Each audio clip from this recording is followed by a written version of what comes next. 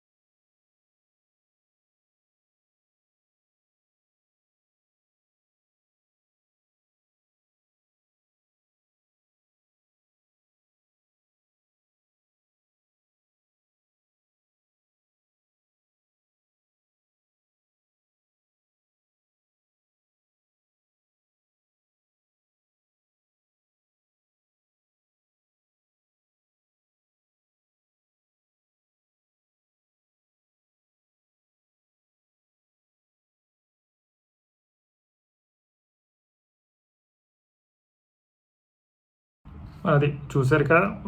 చాలా సింపుల్. పాలకూరను ఉడకబెట్టుకోవటం, దోసల పిండిలో కలుపుకొని దోసలు వేసుకుని తినేయటమే మనం. దాంట్లోకి నేనైతే కర్రీస్ యాడ్ చేసుకునే తింటాను నా నా లంచ్లోని.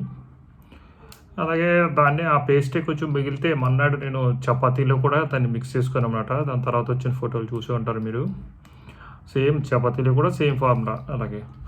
అలాగే దీన్ని ఇలాగే కాకుండా ఉడకపెట్టుకోకుండానే మీరు ముక్కల కింద కోసుకొని దాన్ని కొంచెం గ్రైండ్ చేసుకుని పేస్ట్‌గా చేసుకొని కూడా కలుపుకోవచ్చు. కొంచెం పసిరి వాసన కింద వస్తుంది. దాని బదులు ఇది కొంచెం అయితే మనకు కంఫర్టబుల్‌గా తినడానికి బావుంటుంది కాబట్టి నేను ఇలా చేశాననమాట. మీరు అలాగైనా చేసుకోవచ్చు. నేను ఇంకా దీంట్లో నా దోసల పిండి ఏంటంటే నేను జొన్నలోని గోధుమలతో తయారు చేసుకున్న దోసల పిండి మాట అది. మీరు మామూలు మినపప్పుతో చేసుకున్నదైనా సరే, వీటిలతో చేసుకున్న పిండిలో అయినా సరే దాన్ని ఈజీగా మిక్స్ చేసేసుకోవచ్చు. కాకపోతే మనం చేసుకోవాల్సింది ఏంటంటే అది ఎంత పోర్షన్ అయితే పిండి వేస్తున్నామో అంత పేస్ట్ కూడా యాడ్ చేసుకుంటే కొంచెం ఈక్వల్ పోర్షన్లో ఉంటే కనుక బాగుంటుందన్నమాట. నేను ఎక్స్ట్రా సాల్ట్ కూడా ఏమి యాడ్ చేయలేదు. ఎందుకంటే న్యాచురల్‌గానే ఆకుకూరలో ఉంటుంది, ఆల్రెడీ సాల్ట్ ఉంటుంది కాబట్టి అది సరిపోయింది నాకు. మీకు కావాలంటే యాడ్ చేసుకోండి, ఇబ్బంది లేదు అలాగేనని. నేను బాయిల్ చేసుకునే తిన్నాను. ఆ బాయిల్ చేసిన వాటర్‌ని కూడా ఆ పిండిలో కలిపేసాననమాట. దాన్ని వాడేసాను. ఎందుకంటే అందులో కూడా బోలెడన్ని పోషక విలువలు ఉంటాయి కాబట్టి ఆ వాటర్‌ని పడేయలేకుండా దాన్ని వాడేసాను. అలాగే దీని పొజిషన్‌లోనే మనం మెంతి కూరని కూడా తీసుకొని అలాగే మనం ఈ యాడ్ చేసుకోవచ్చు. సేమ్ మెంతి దోసలు. అలాగే మీకు ఏ ఆకుకూర ఇష్టమైతే ఆ ఆకుకూరని తీసుకొని మునగాకుతో కూడా చేసుకోవచ్చు. చాలా బ్రహ్మాండంగా వస్తాయి.